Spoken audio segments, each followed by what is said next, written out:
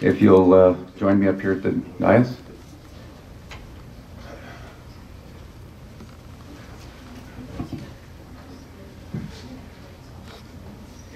John, if you'll take your name in the appropriate time, raise your right hand.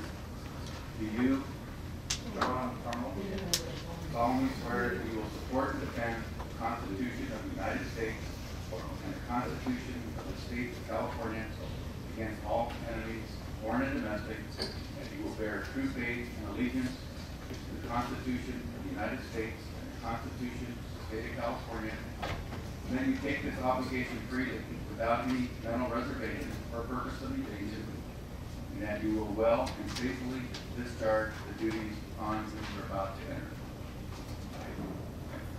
Thank you.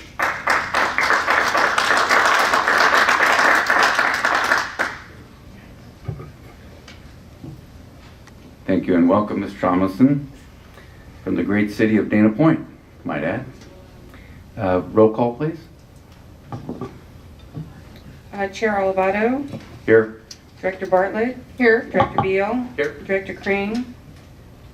Director Crane. Here. Director Martinez. Present. Director Murphy. Here. Director Nelson. Alternate present. Director Puckett. Here. Director Ratz. Here. Alternate Tomlinson. Here. Director Shea. Yes. Director Spitzer. Here. Director Voights. Here. Director Ward. Here. Director Young. Here. Lisa Ramsey. And you have a quorum. Thank you. At this time, we'll move to public comments. Members of the public may address the Board of Directors regarding any items within the subject matter jurisdiction of the Board of Directors, but no action may be taken on off-agenda items unless authorized by law. Comments shall be limited to 3 minutes per person and 20 minutes for all comments unless the chairman, subject to approval of the board, sets different time limits. Madam Clerk, do we have any speaker slips? No, we don't. Anyone in the public wish to address the board? Okay, seeing none, we'll move to the consent calendar. And that is items 1 through item 4. Mr. Chair, can I pull Yeah. 3 and 4, please? Items 3 and 4 are pulled. Do we have a, Mr. Chairman? yes, Okay. Ms. Thomas? I'd like to abstain from item number 1. Okay. So noted. We have a motion by Director Crane, second by Director Ward. No, I don't care about seconding. I need to promote or put an abstention in it for the minutes from the last meeting. Okay, another abstention. So noted. Madam Clerk? All in favor? Aye. Any opposed? That motion carries unanimously. Move to item number 3. Thank you very much, Mr. Chair. Colleagues, we had a pretty robust conversation about this on the San Joaquin, so maybe I could just summarize it so that we can see if the foot deletions will be on the same page with the direction we gave to staff. If I could direct your attention to attachment 4, just to put some context, just to refresh your memory of the returning members, and then just to potentially put a little bit of light on this issue for the new members. We had a very robust conversation last year about how we do procurement, specifically how we hire under certain thresholds that the board doesn't see services, and a large part consultants. And so we've handled that, and staff reported earlier that there are no new consultants that have been hired since we came up with our reforms. And so that part was handled and it elaborated on, so there's no need to dwell on that. But that was an important thing just to earmark. And then on attachment 4, let me just start on South Orange County Economic Coalition, 18,000. There was a discussion at San Joaquin about that, and what is it? Is it a sponsorship? Is it a membership?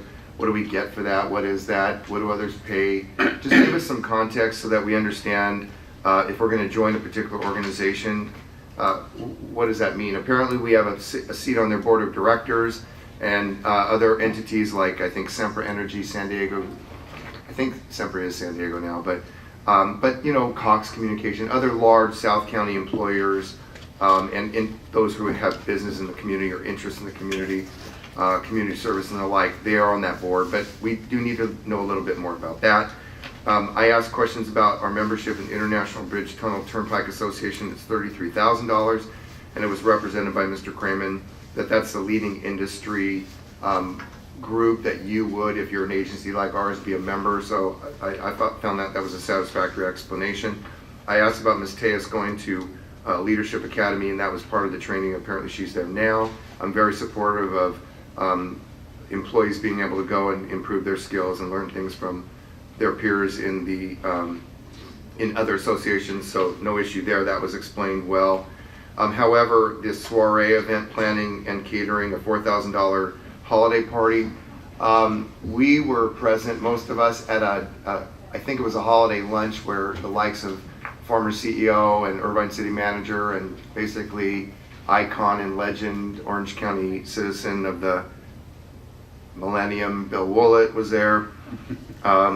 And former electeds were there, and I thought Tom Wilson and Bill Steiner, and it was excellent. Former directors here, and I could understand the nexus. But then this is a not bad event. This was just a separate standalone event for employees, and I indicated that at the earlier meeting I didn't want to be a Scrooge about it, but I just asked them to go and look at what other agencies do, because I think OCTA might have a Christmas party, but either it's a potluck or you collect, $30 from your employees, but spending $4,000 from an agency like ours for a Christmas party, I'm not sure that survives strict scrutiny. So they're going to look at that and report back to us.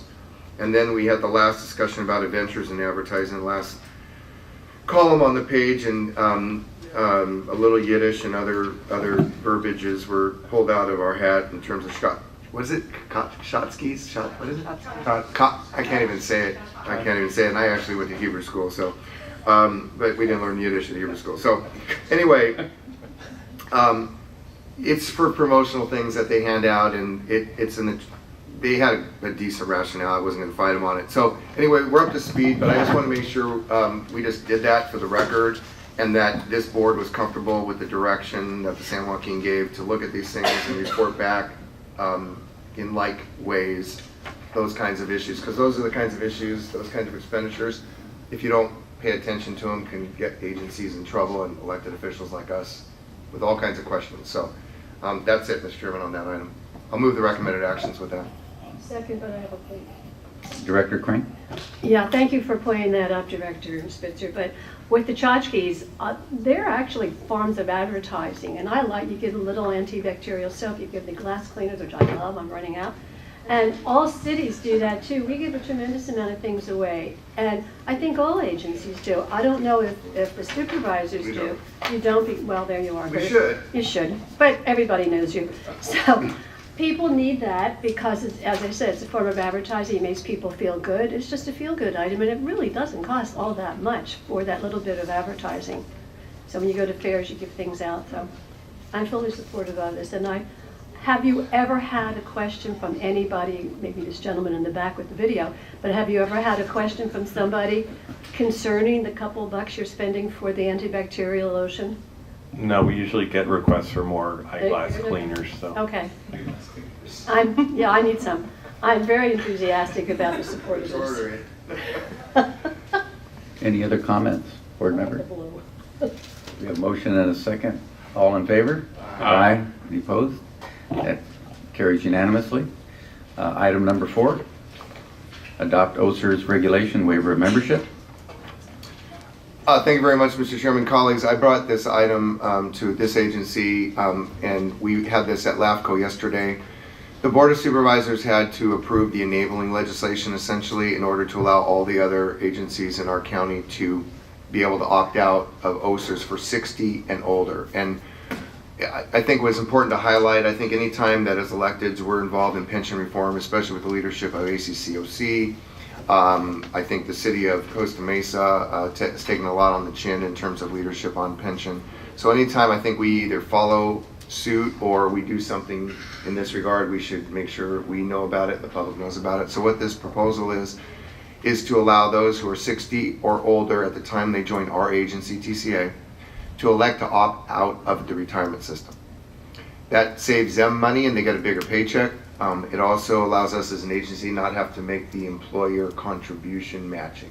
So it's a win-win, and when an employee decides at a particular age that they probably won't see the benefit of that payment, because if they don't stay around long enough to vest, because I think you need, well, at least with those, generally it's a 5-year to vest, they don't want to make that, they want to be here 2 or 3 years or whatever, that's their own personal decision, then they would never see the benefit of having to pay in those contributions. Just for the record, there's one issue about this, about reverse pickup. Most of the agencies have a reverse pickup that it's all for one for all. So if you're 60 or older and you're paying in, you're helping offset the shortfall for all the other employees that came before you. You're kind of in it all together, but TCA does not have a reverse pickup, and either does OCTA. It's the two agencies that do not have a reverse pickup. So that argument, while it was an argument that came up at the Board of Supervisors for a no vote, does not apply here because TCA doesn't have a reverse pickup. So I'd move the recommended actions, but I thought it was important for all you to know that we're doing pension reform here at TCA.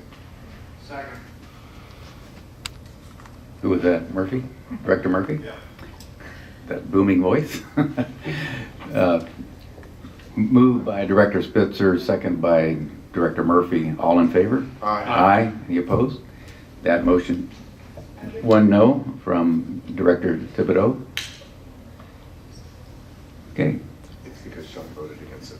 We will now move to presentations, consent items. Number 5 is a 1995 bond refunding update. Amy Potter. Good morning. I am very pleased to present the results of the refunding transaction that you approved in January.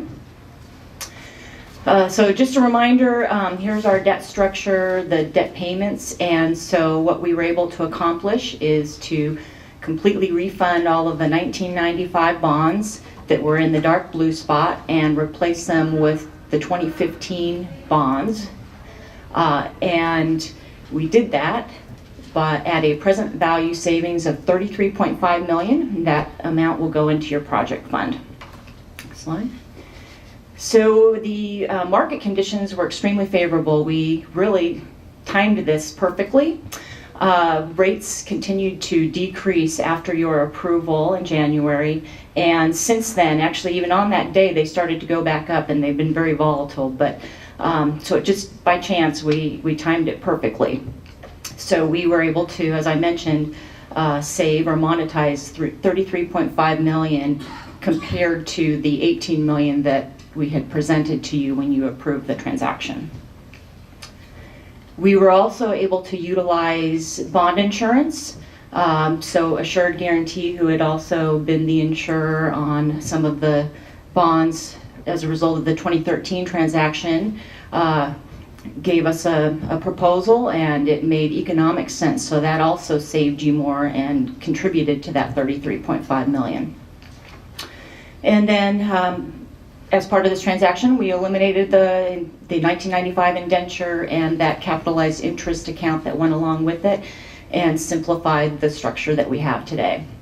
So comparing to the parameters that were approved by the board in January, present value savings you had indicated should be greater than 2% of refunded par, and the result was 18.8%.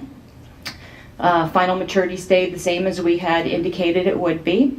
And the underwriter's discount was to be less than 0.85%, and we were able to negotiate 8.79%. Next slide. Also, the transaction itself was very well received by both the rating agencies and investors. The rating agencies all affirmed their ratings, and for Fitch, there's just a quote here that I think read a little bit of it, that they affirmed their BBB- senior lien and BB+ subordinate lien ratings, reflecting the strength of the road service area, its role as a congestion reliever, the board's demonstrated willingness to raise rates to meet bondholder covenants, and a solid liquidity position combined with a moderate debt service profile, and improved as both this transaction and also the 2013 restructuring. And then with Moody's, although we didn't get the upgrade at this point in time, they had made some very positive comments. And so some of the comments that they have indicated here as giving it a stable outlook is the recent improvement in traffic growth and increased revenue through toll increases, termination of the mitigation and loan agreement with the San Joaquin Hills, and maintenance of stable levels of unrestricted liquidity. And their expectation that traffic and revenue will continue to grow in tandem with the economic recovery in Orange County. So we definitely think that we're on the right track moving forward in our strategy to get an upgrade. And then the investors, we received a very, very good response from the investors. We had participation of over 20 investors. Bonds were sold very quickly. And we had many first-time investors, which was very good for us, for the agency, as well as our largest investors renewing their support as well, which is a very good indication. So overall, it was a very successful transaction, and we're very pleased, and be happy to answer any questions if you have any. Director Spitzer. First of all, Ms. Potter, I just want to publicly commend you. You've worked so hard for this agency in the years that you've been here, and you've had to deal with some very complex issues. This agency has, I was a director in 1997 and through 2002, first time, and the San Joaquin had some major issues.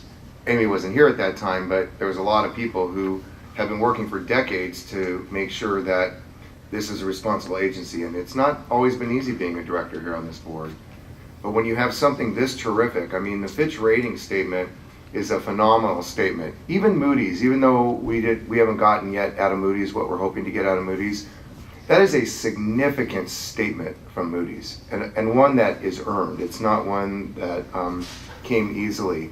So, Amy, you're the lead for us on this. We have a great team. Peter Buffa is here as one of our financial advisors, and we have some top-notch folks that are bond counsel and financial advisors who have led us through these discussions.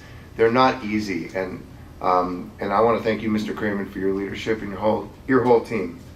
So I just want to say that. But I do want to point out, Mr. Chairman, another person who I just feel that this transaction would not have occurred but for her leadership, and that's Lisa Bartlett. Lisa traveled, as you know, directors, from morning till night, did all the road shows in Chicago and San Francisco and New York, and did the Wall Street tour. And I do that as the chair of finance for OCTA, and I've done it as the former chairman of this board for San Joaquin on restructuring. And those road shows they take a toll on you. They're deliberate. I think, Lucille, you participate in these too, so thank you. They are difficult, they're pointed, you have to answer a lot of questions, and you have to know your stuff. You don't get to bluff when people are rating your debt service potential indenture, and or you're talking to individuals who are going to make recommendations to their fund about whether to purchase hundreds of millions of dollars. Okay, this is real stuff. People's careers are made or lost in their world based upon transactions like this. And recommending investments in our agency over the years is with a negative. Remember that our bonds were only one step above junk, and so this is a significant achievement.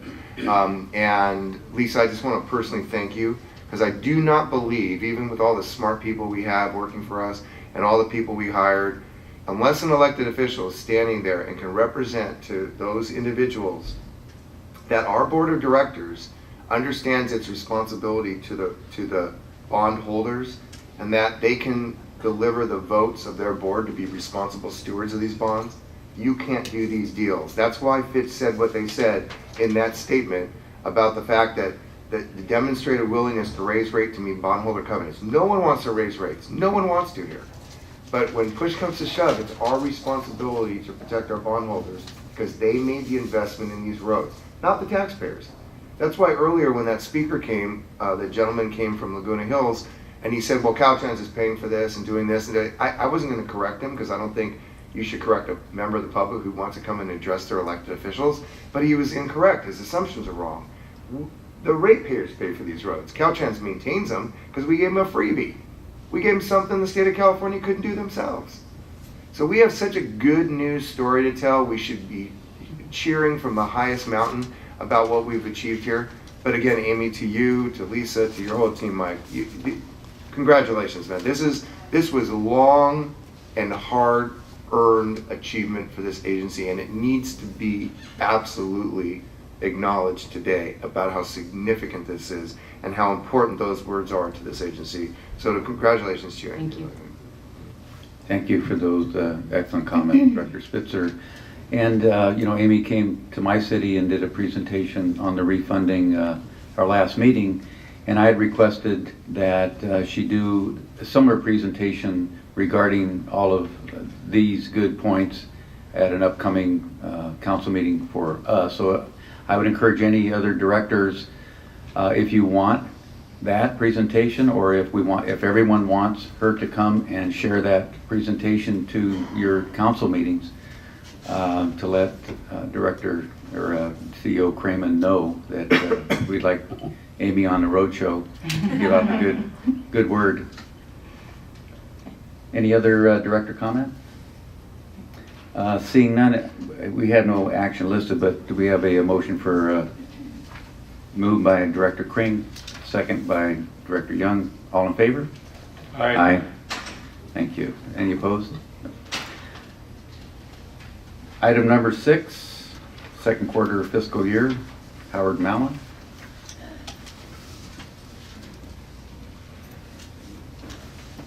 Good morning. For the 6 months ended, first 6 months of our fiscal year, you've been presented with our quarterly budget report. I'm just going to walk you through a very high-level overview. The numbers that you see here are in that report, but we're going to give you our high-level expectations for the end of the year, what we think is going to happen. We do go through and are in the process of a very detailed analysis and forecast for the remainder of the year, which will be presented to you later at the April workshops, but wanted to give you a first look at what we think is going to be. So on the revenue side, total revenues, we expect that we will exceed the budget for the fiscal year, which is good news for the agency. And from a more detailed perspective, we look like we are going to be either on target or exceeding the budget in every category.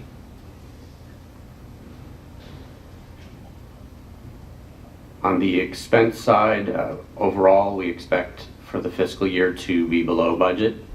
And in every category except toll ops, and I'll speak to that more in detail on the next slide, we expect to be below budget or on target. So as it relates to toll operations, obviously we're in the midst of the AET transition, so in budgeting for the fiscal year, certain costs associated with that transition were budgeted. However, it was known that there was the potential for additional transition costs that were just not going to be known until we were in the midst. So some of the areas that we've seen affected by the transition are customer service contract labor. The board approved last August a budget amendment to address the need for additional customer service labor. We're also seeing the credit card processing fees and postage to mail violations. Those are up as well. So this is a continual process. There's a task force that meets regularly to monitor the situation and affect the changes necessary to address not just the customer needs, but also the costs that we're seeing. So we expect that those efforts will be successful over time. But for this fiscal year, if necessary, a budget transfer or amendment will be brought later in the fiscal year to address any of the additional costs that toll operations is seeing. So just a brief overview of the budget process. Brought to the various ad hoc committee meetings and through workshops, the board will be presented with various different portions of the budget for their feedback in building the fiscal year 16 budget. Our traffic and revenue consultant Stantec will analyze the toll rates and transactions and present that to the board as well. We do go through in a very detailed department level determination of project initiatives and build the budget based upon what our agency goals and feedback from the board and internally. In April, as I mentioned, there'll be the budget workshops to review the entire budget as well as the forecast for the fiscal year 15. And the budget is adopted in June by the board and must be filed according to the indenture requirements on or before July 20th with our trustee. So just very quickly here, I believe this has already been presented to you separately, but there'll be CIP workshops to go through the capital improvement plan with the board toward the end of February. Our traffic and revenue consultant will provide their first presentation to the board at the March board meeting. April is when we do the budget workshops that I mentioned. In May, the official capital improvement plan will be brought forward to the board for approval. And then in June is the final budget approval by the board. If I can answer any questions, I'd be happy to do so. Directors have questions. Director Spitzer. I just think we spent a lot of time again on San Joaquin, but Mr. Creeman, could you just encapsulate for the directors on this board what the discussion was and what direction you took from San Joaquin with respect to AET, the violations, and how we're going to deal with our call center issues so that we don't have to spend another 30 minutes on it. But I think it's so important for everybody to know what we at least discussed, so you can maybe summarize it for us. Yes, thank you, Director Spitzer. So there was a good discussion of really some of the revenue numbers that were presented, and wanting to make sure that our violation revenue is really understanding the detail of that. So the fees and then the actual penalties that are noticed, and then what gets assessed and what our process is for that.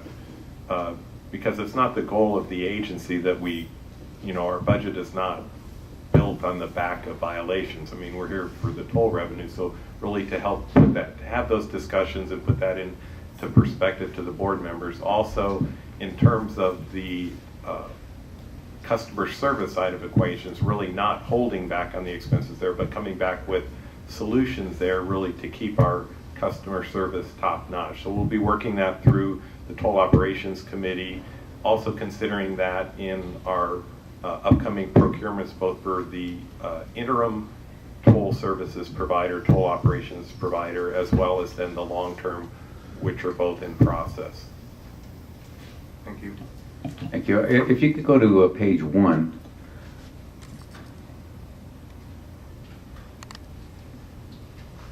Under fees and penalties, I see here that we're on target. It's interesting to note that the San Joaquin had exceeded the budget in that area because of additional penalties because of going to all electronic tolling. Why the difference there? Between the difference in the amount of the fees and penalties between the two agencies. There's historically been a difference between the two agencies. It's relative to where those violations have occurred. I don't think we have any specific information as to why. Was there a better projection for the foothill, or is it the... I would just kind of as a speculation here, because we have talked about that some. In terms of the Foothill Eastern, it's more of a commuter route, if you will, whereas kind of our rental car tourism in the more infrequent users, we tend to get a higher volume of that on San Joaquin Hills. We see that in our percentage of fast track accounts between the two roads and things like that. So other indications that there's just more infrequent use of San Joaquin Hills. Go ahead, Amy. And generally, San Joaquin, the entire transactions are up more than on Foothill, so you have all of your areas of revenue affected as well. Okay, thank you. And also, I believe we were going to highlight some of these items for our monthly report that we get. Right, our monthly traffic and revenue report. If there are details of the net toll revenues and the other fees and penalties, that we will look to include that in the monthly report. Thank you. Any other director comments? Do you have a motion? Moved by Director Crane, second by Director Ward. Director Shea. All in favor? Aye. Aye. Any opposed? That motion carries unanimously. Moving to board business. Item number 7, contract amendment for printing and mail house services. Good morning. The item before you requests authorization by the Foothill Eastern Agency to execute amendment number 2 to Questmark's contract in an amount not to exceed $137,000 plus a 5% contingency of $6,850. These funds will be used for FY15's additional printing and mailing services, as well as envelopes, paper, and programming efforts associated with TCA requested revisions to our violation notices and our patron statements and invoices. Staff recommends approval of this contractual amendment to support the current increase in customer service demands during our AET transition. I'd be happy to answer your questions at this time. Thank you. We had a very robust Yes, we did. discussion. Director Bartlett, I think you led that discussion. Okay, I'll try to make it brief so we're not repeating everything. I do have some concern regarding this item, as I brought up in the San Joaquin Hills meeting. When you've got routine business expenses that are below $100,000 that do not require board approval, and then they escalate over time with amendments and amendments. You know, we started off cumulatively between the two boards, and now we're up to almost $500,000 with the second round of amendments. I think that we need to have a revision in our CAPS manual with regard to these routine business expenses relating to the $100,000 and the cumulative additions to those amounts exceeding $100,000 when you start with contracts small, under $100,000, but it escalates over time. Because having the staff work on the competitive bid process, but keeping the board out of it, and then you exceed that $100,000, and then you're requesting the board to now approve amendments when we weren't a part of the competitive bid process and approval of that RFP, I think it puts the board at risk. So I want to have a direct staff to have a review of the CAPS manual, particularly with regard to the routine business expense item, and then to bring that back to the board with some modifications and proposals for changes. Thank you. And Director Bartlett, because we do have some outstanding invoices, I believe the other board moved to pass it for today and then continue the work that's needed. That's correct, yes. Any other comments from directors on this? With that, I'll make a motion to approve staff report or Moved by recommendation. Director Shea, second by Director Puckett. All in favor? Aye. Any opposed? Nope. That carries unanimously. Thank you. Chief Executive Officer's report. Good morning. Thank you. A couple of items to go over.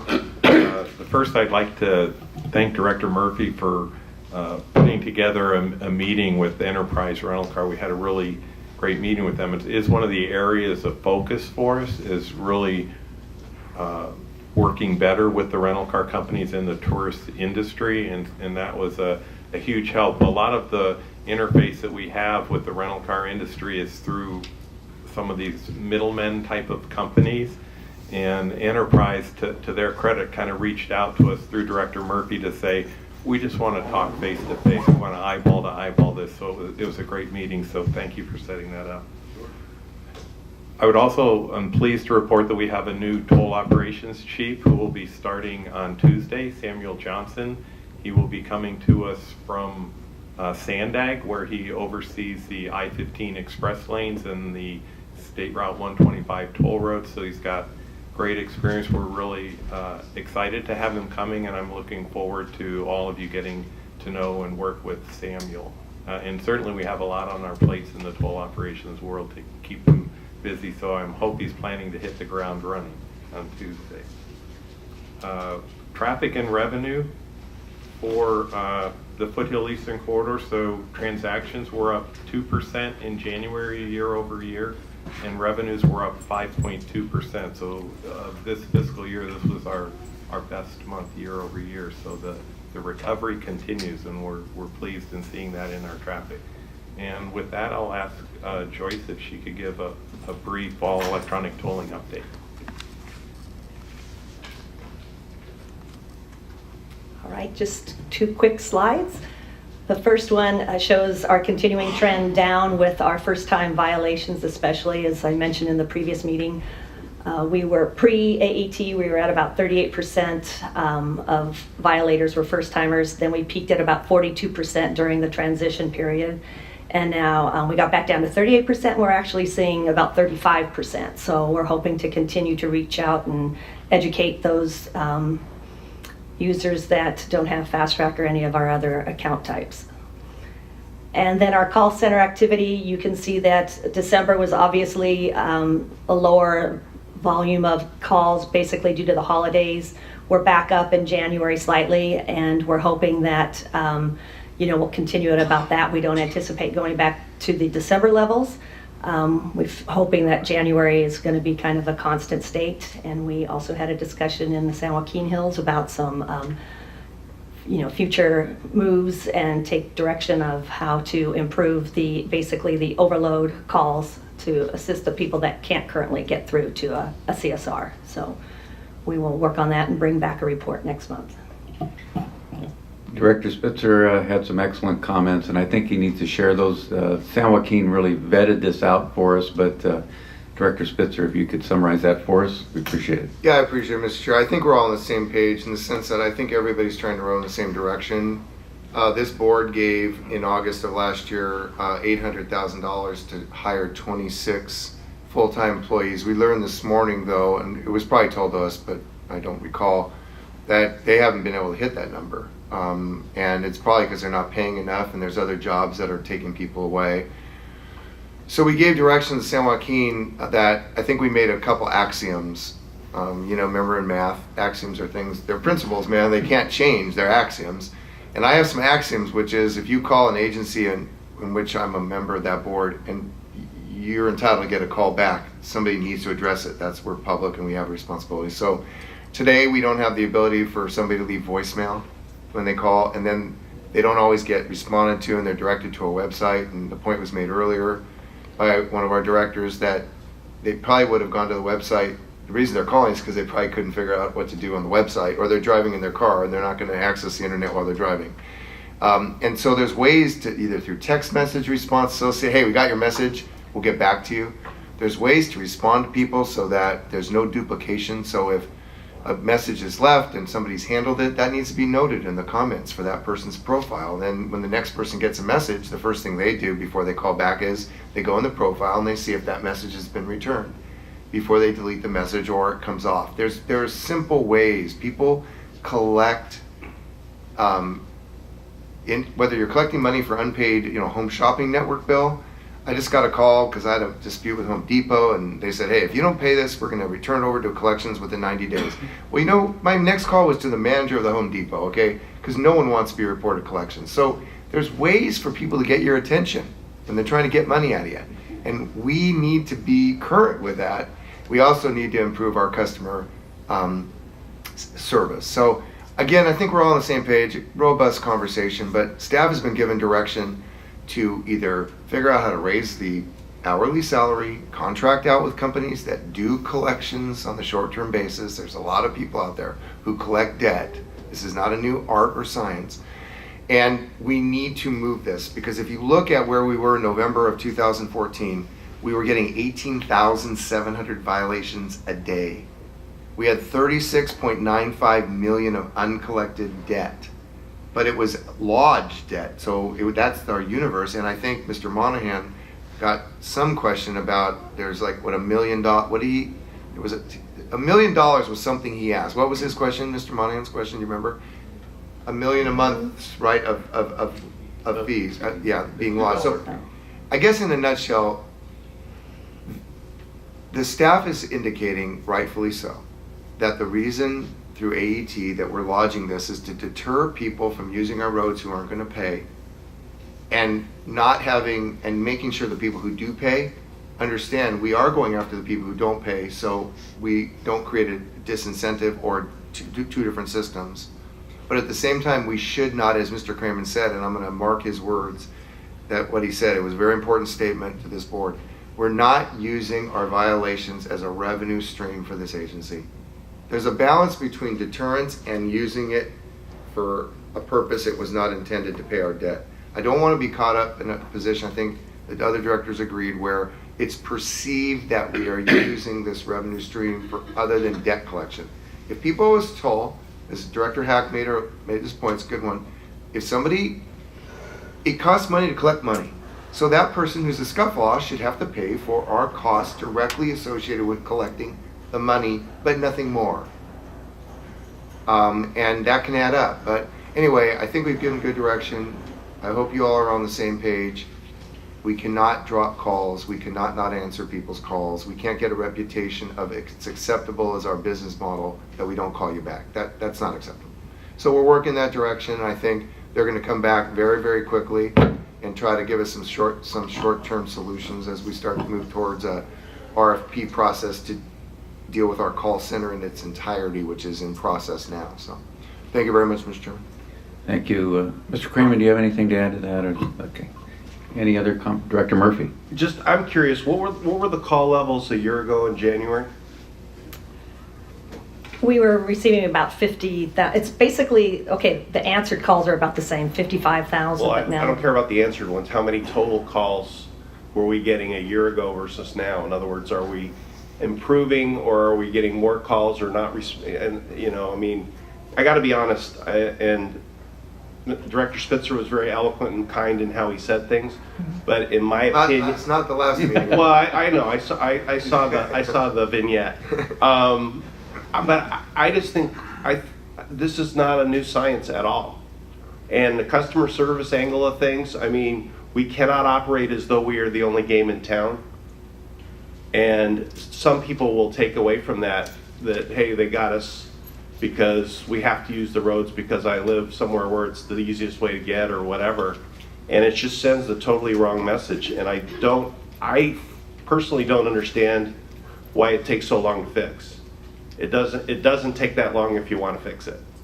And I don't mean to be critical of any individual, but I'll just tell you, I mean, if we were in a for-profit enterprise, it would have been fixed long ago.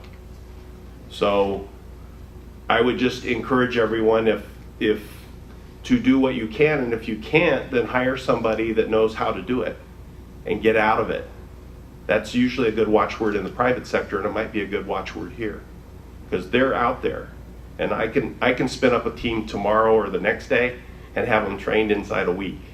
It's not that sophisticated of a system.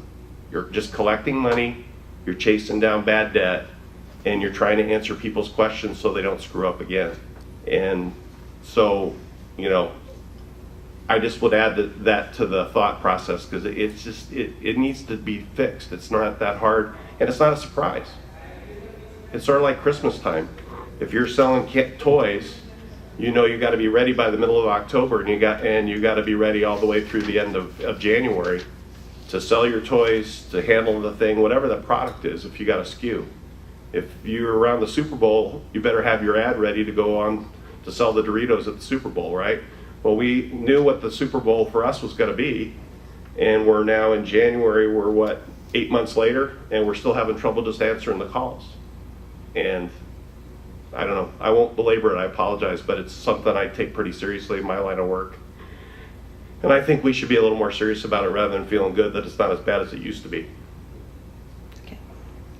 Thanks. Thank you, Director Murphy. Some excellent points, and I think staff does have direction to come back within a very short time frame and tell us exactly what you're doing to address this issue. Yes. Any other comments by directors? Okay, thank you.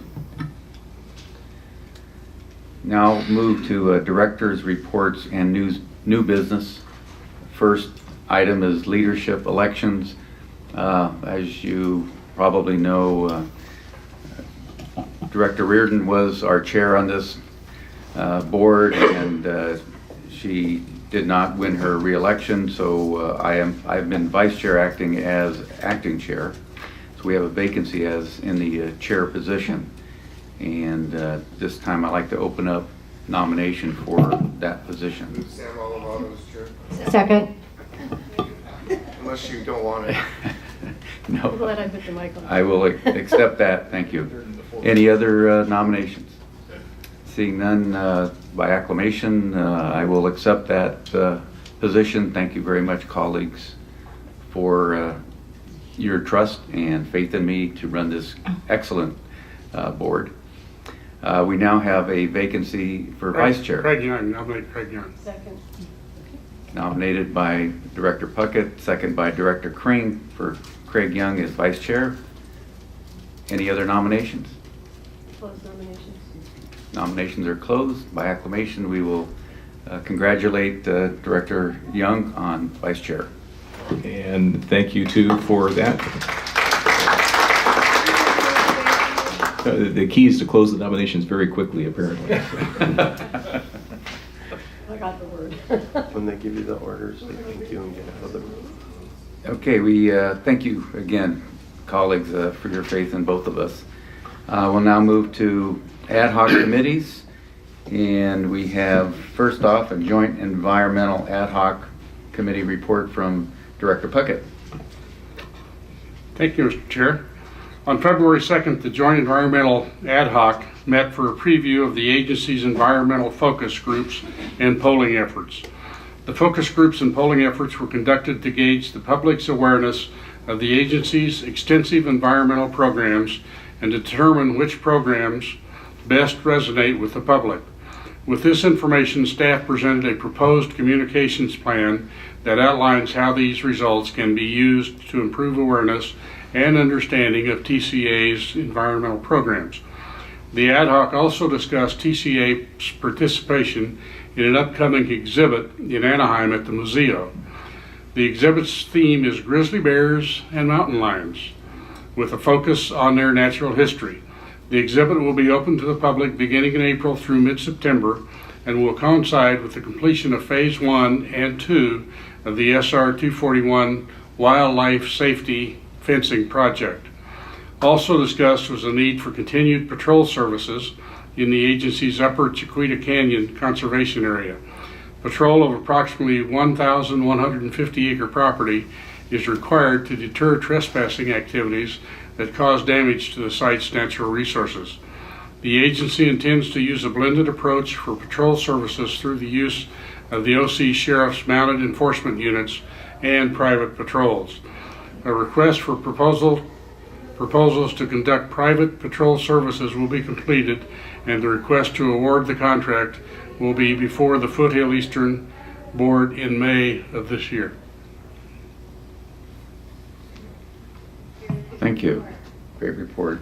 Now have a report on our joint toll ops, also by Director Puckett. I hate to take all of the You got credit here, but yeah.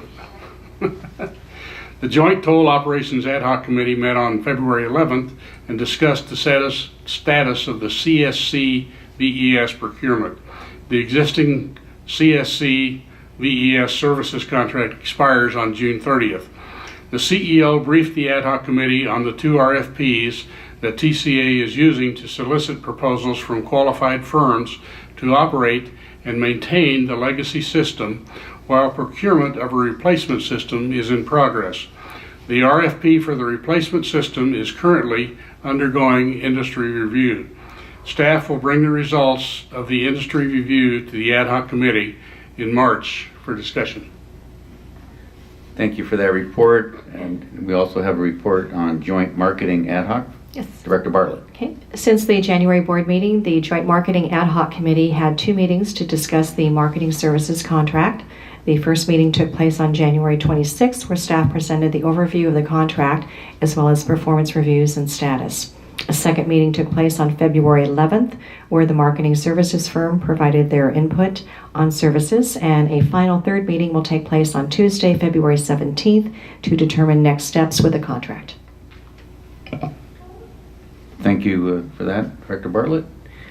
Now we will move to ad hoc committee appointments, and I know I've received some interest from directors, and I believe Mr. Cramen sent out an email on Monday, I believe it was, listing the vacancies on the committees and requesting any interest to email he or me or any of the other directors on the other boards. I do have a statement here that we've been working on this, but there's some areas that still need some fill on directors on this board. But the completion of the Fiddle Eastern Chair and Vice Chair elections and having all of the city assignments, with the exception of Santa Ana, who deferred this until February 17th, and Orange, who has deferred this to March 10th, the chairs and vice chairs will be meeting to fill out the committee assignments. Please express your interest to the chairs for consideration.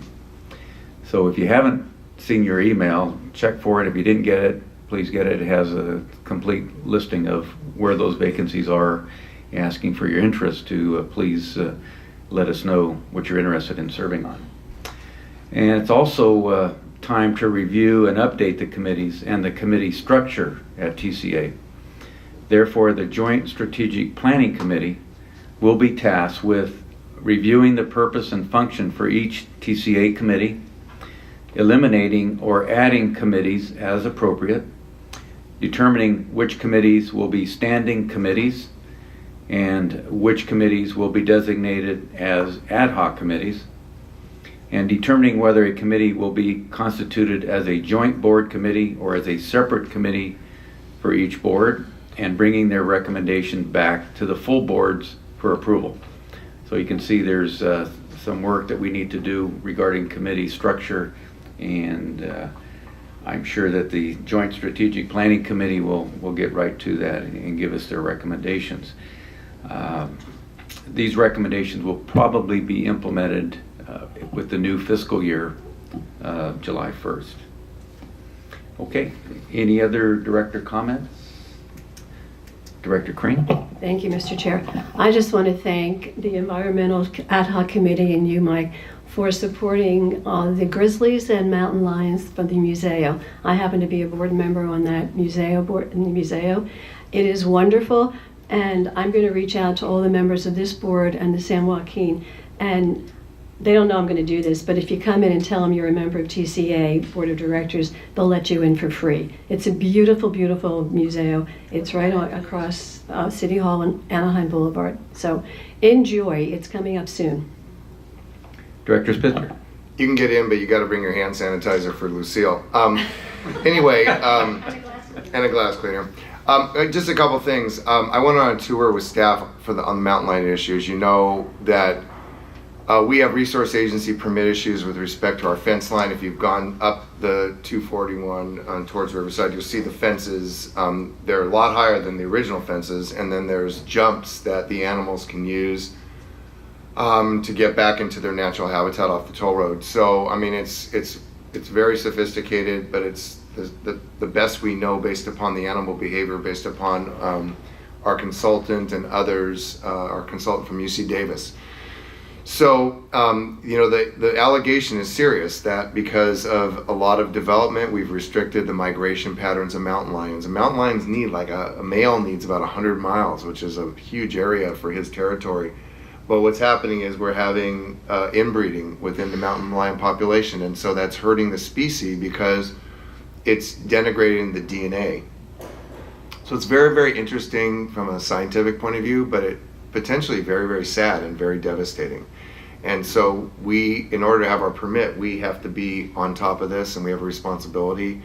And, so when you brought up mountain lions, I wanted to update you on that. And we're expecting a staff report, I think, back. I'm not exactly sure through what committee or what vehicle, but we do need to stay on top of this mountain lion issue. We have a responsibility as a board, so it's important. Number two, I like this agency, as Mr. Chairman, as you're forming these new committees. I'd like all of us as electeds to start thinking about a different mindset for Orange County in terms of transportation. And that, yeah, you wear this hat as a TCA board member, but I really think it's incumbent upon us, and we have a duty to start thinking about regional mobility. And there's two contexts I'd like to present that today. One that Supervisor Bartlett brought up during the San Joaquin, which is now that the OCTA board has given direction to staff to move forward with the widening of the 405 and a potential toll option as moved forward by Caltrans, the intersection of the 783 and the 405 is front and center. That's more of a San Joaquin issue, but it's still a regional issue, and we all should know about it. We should be involved and have a say about that. The other that's really important to this board is the 241-91 interchange, which was on the drawing boards when this road was originally mapped out, at least the north part of the eastern part of the foothill. And it just never came to fruition. It is now, it is front and center. I mean, OCTA has passed a relationship with this board. This board is taking the lead in terms of the environmental work for an investment grade traffic and revenue study as run by Stantec, which is a consultant to both TCA and OCTA, so there's legitimacy and commonality. We had a presentation at the OCTA joint meeting we had with TCA yesterday on the 241-91 Connect, and I would submit to you, in my opinion, I think the numbers are going to show that the potential livelihood in the future of the Foothill Eastern is really going to be helped significantly by connecting the express lanes that of the already existing 91 express lanes that OCTA oversees. But now, of course, RCTC, the Riverside County Transportation Commission, is connecting and integrating their system all the way to the 15. So we're going to have an integrated system, and there are people, 85% of the commuters that use those 91 express lanes are coming in from the Inland Empire to Orange County. And so there's a huge population that's coming into the heart of our network here in both Tustin for Mayor Chuck Bucket and Irvine, and the heart of, I mean, if you think about the number of jobs that Irvine creates on a daily basis, it's off the charts phenomenal. And a lot of those people are coming in from the Inland Empire. So I'm just hoping, as part of our new committee structure or revamping or whatever you're doing, that you designate a committee to really babysit this 91-241 Connect. I think it's going to be so important for this agency, and most importantly, it's going to be very, very important for regional mobility. And we have to start thinking about some of the folks who are, and I've said this before, so I won't beat this drum too much, but it's never too early, and you can never say too often, right? Because sometimes it takes people to hear it 3 times or more before they get it, that this is something that OCTA has a responsibility to see happen as well. And if it does benefit TCA from a revenue point of view, that doesn't mean that OCTA shouldn't participate. And we need to be educating our fellow elected colleagues in this county about the issues that are facing regional mobility. So I'm asking us to really place that on the front burner as this agency, so that we can work together to educate everybody in this county about how important that project will be for not just TCA, but regional mobility, Mr. Chairman. Thank you, sir. Thank you. Director Young. Colleagues, feeding off of Director Spitzer's call for regional mobility, I think we have work we can do right here.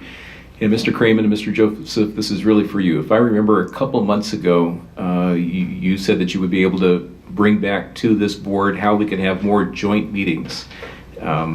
I think I counted 4 times. We have an agenda of 7 items that we discussed today, and 4 times we were, I won't say dumbed down, but we were summed down. Director Bartlett and Director Spitzer, I believe, 3 times says, well, let me summarize for you what happened on the San Joaquin, which means we were cheated, in a matter of speaking, of the more robust conversation that they had earlier.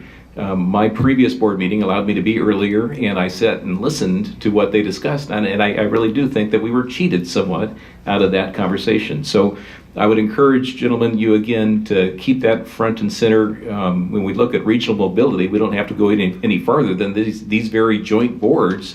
How can we become part of the collective dialogue so we can benefit from each other and maybe even save us some time? So I'd love to see that come back as soon as you can. Thank you. Thank you, Mr. Chair. Thank you. Any other director comments? I have a very brief one. Yesterday on the, as you may know, La Pata is being connected down in South County.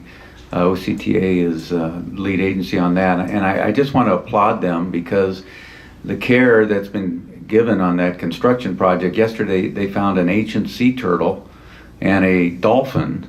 I mean, up in those hills, you know, and just that's overwhelming to think how high the sea level was to have a dolphin out there. But construction stopped at that area. They cordoned it off and are building around it. But it just points out, I think, the care that transportation agencies, including our own, take when we get these fossils that we have displayed, not only in our office, but the OCTA does too. So I would just applaud OCTA for taking the care, and I know we like to mirror that same attitude. Thank you. If there's no other comments, we will adjourn. Next regularly scheduled meeting of the Foothill Eastern Board of Directors is Thursday, March 12th, 2015 at 10:30 here at the TCA offices. Thank you all for attending today.